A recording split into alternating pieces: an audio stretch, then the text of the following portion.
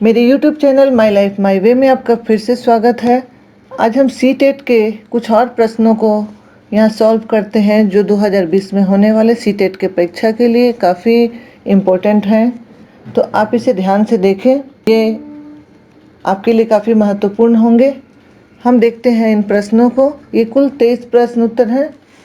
तो आइए हम पहला प्रश्न देखते हैं। पहला प्रश्न है, बच्चे के विकास में आनुवंशिकता और वातावरण की भूमिका के बारे में निम्नलिखित में से कौन सा सत्य है।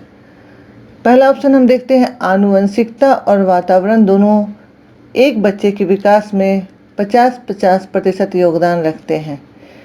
यहाँ पर ये 50-50 की कोई बात नहीं है। कौन सी चीज़ कितना मायने रखती है या कितना योगदान रखती है, इसे हम 50-50 में नहीं बांट सकते, इसलिए इसका आंसर पहला नहीं होगा। दूसरा हम पढ़ते हैं, समवयस्कों और पितरैक का सापेक्ष योगदान योगात्मक नहीं होता, यानी अपने साथ के लोग और जीन्स का सापेक्ष एक साथ मिलकर योगदान कोई जोड़ के द्वारा निर्धारित नहीं होता। तीसरा, आनुवंशिकता और वातावरण एक साथ परिचालित नहीं होते। सहज रुझान वातावरण से संबंधित है, जबकि वास्तविक विकास के लिए आनुवंशिकता जरूरी है। तो इस तरह से ये सही नहीं है। 4 नंबर भी गलत है, 3 नंबर भी गलत है। इस तरह से हम देखते हैं कि ये सही है कि समवयस्कों और पितरैक यानी जीन्स का सापेक्ष योगदान योगात्मक नहीं होता।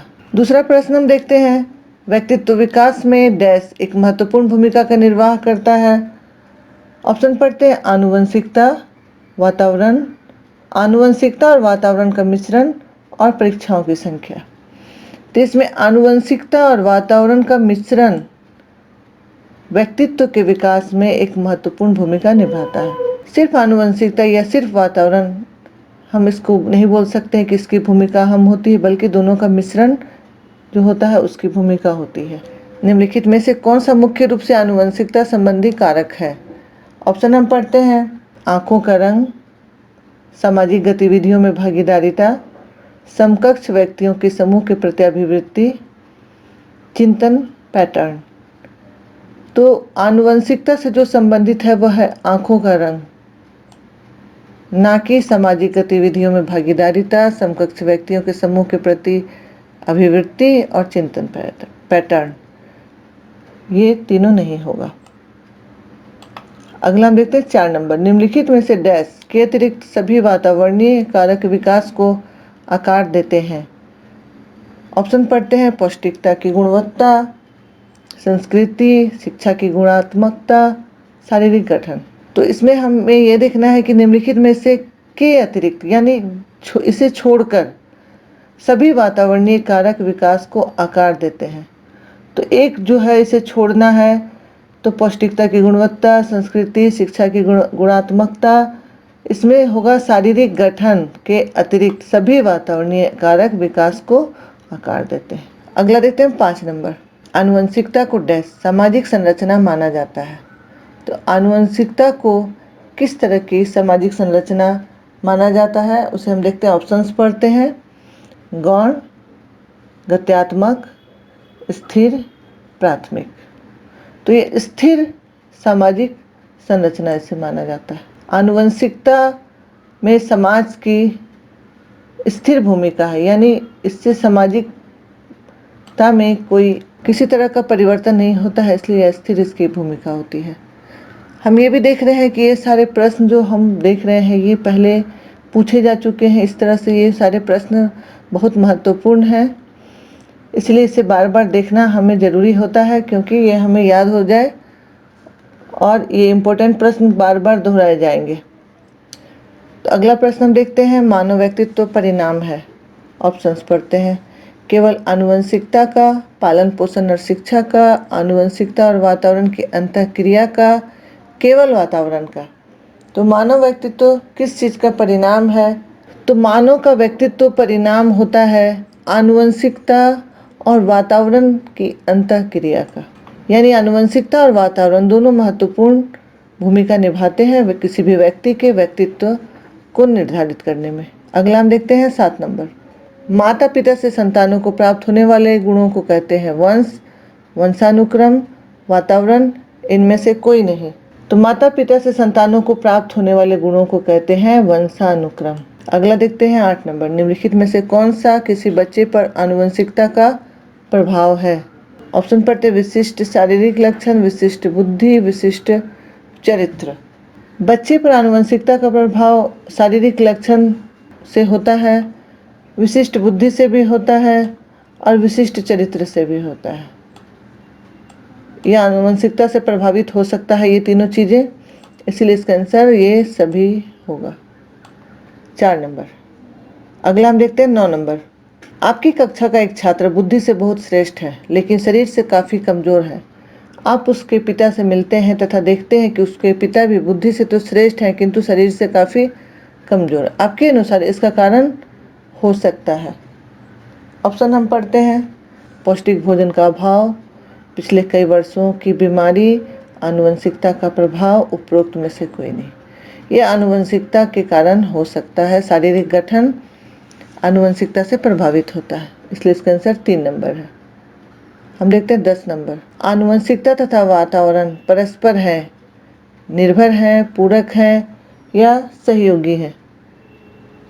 तो ये निर्भर भी है, पूरक भी है और सहयोगी भी है।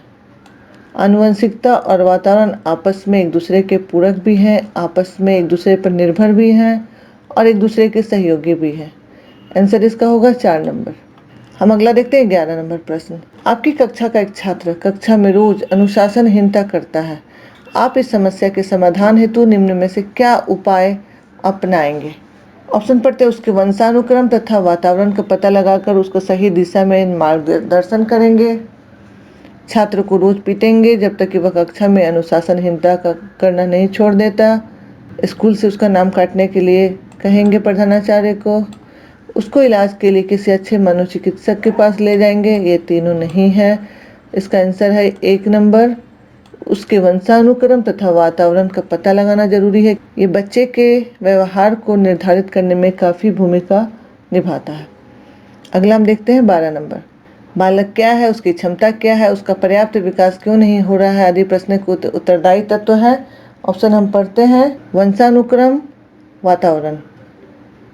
यानी कि वातावरण और वंशानुक्रम हमने पहले भी देखा कि दोनों की भूमिका है, इसलिए ए और बी दोनों होगा। आंसर है 2 नंबर। 13 नंबर प्रश्न हम देखते हैं। आप दिल्ली के किसी केंद्रीय विद्यालय में शिक्षक हैं। आपकी कक्षा का एक छात्र अफजल हिमाचल प्रदेश का रहने वाला है तथा एक अन्य छात्र सुदीप केरल का मूल निवासी है। आप दोनों के रूप, रंग, स्वभाव आदि में काफ़ी विभिन्नताएं देखते हैं। इसका प्रमुख कारण क्या हो सकता है? तो ऑप्शन हम पढ़ते हैं, वातावरणीय प्रभाव, विद्यालय में दोनों का शैक्षिक स्तर, आपकी शिक्षण विधि, उपरोक्त सभी। वातावरण का प्रभाव इस पर हम देख सकते हैं। 14 नंबर प्रश्न हम देखते हैं।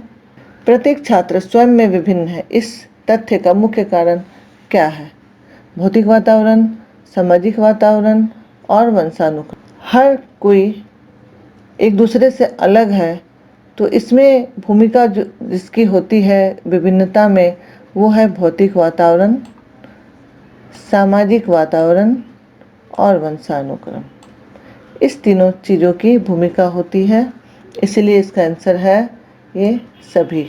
अगला हम देखते हैं 15 नंबर। आज बाल अपराध की घटनाएं बढ़ती जा रही हैं जिसके कारण वह शिक्षण प्रणाली में जटिलताएं आ रही हैं।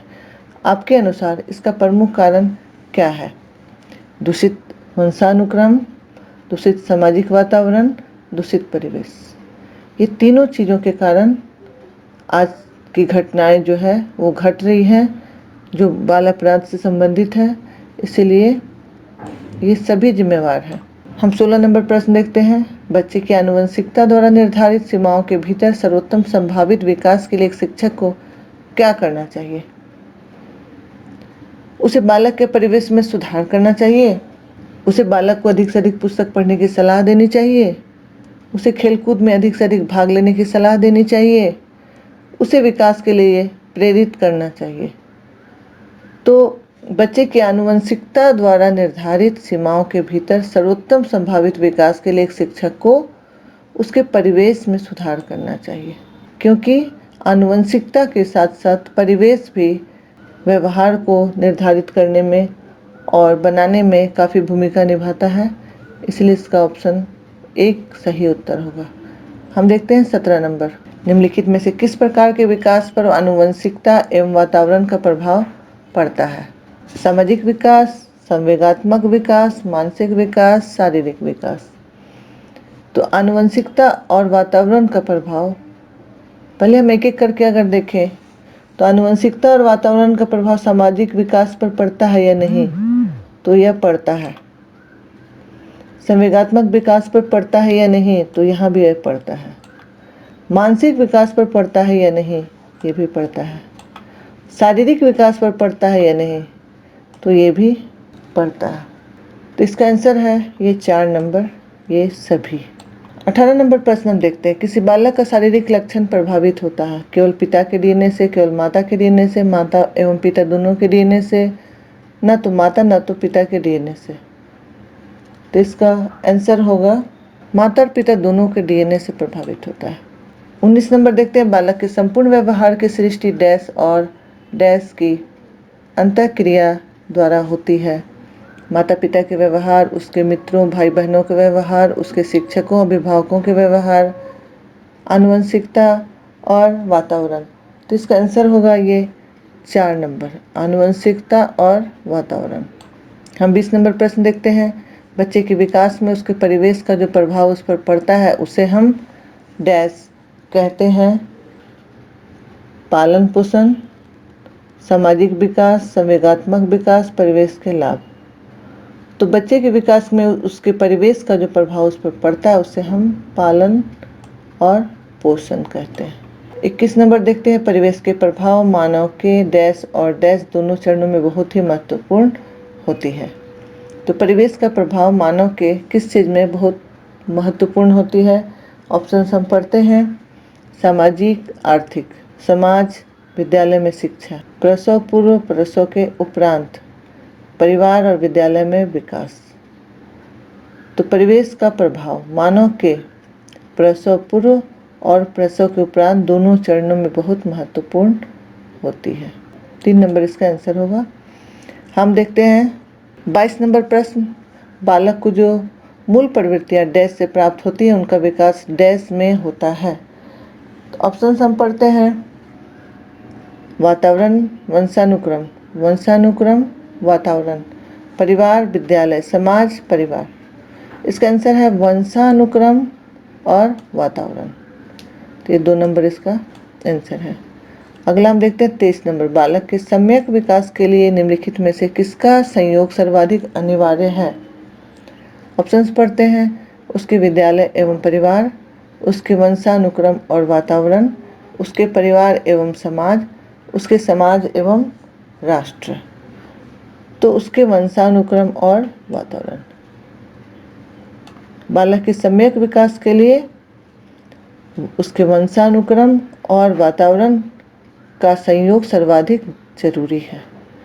तो अब हमने 23 प्रश्न उत्तर यहाँ पर देखे। ये काफ़ी महत्वपूर्ण है, इसे आप ध्यान से पढ़ें और बार बार पढ़ें। ये आपकी परीक्षा की तैयारी में आपका काफ़ी सहयोग करेंगे। और भी कुछ प्रश्न उत्तरों के साथ हम मिलते हैं आपको फिर अगले वीडियो में। तब तक के लिए आपका धन्यवाद। मेरे वीडियो को लाइक करना, शेयर करना ना भूलें।